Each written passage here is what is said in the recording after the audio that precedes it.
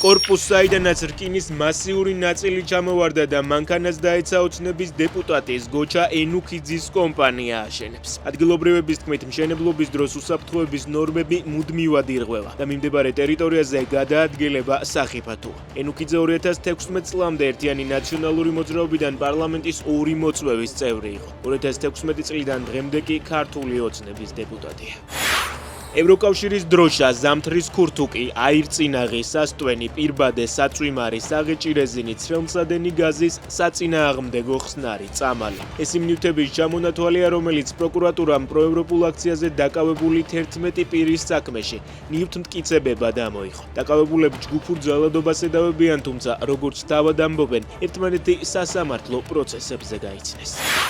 ბათუმში 18 ივლისს რესტორანში ჩაცხრილული თურქი ბიზნესმენი ჰაკი თექინია. თურქული მედიის ინფორმაციით ის უძრავი ქონების სააგენტოს მფლობელია. გავრცელებული ინფორმაციით წუხელ ამ ობიექტის მფლობელის დერქან ბაშირის მიმართულებითაც ისროლეს. ბაშირი არ დაშავებულა.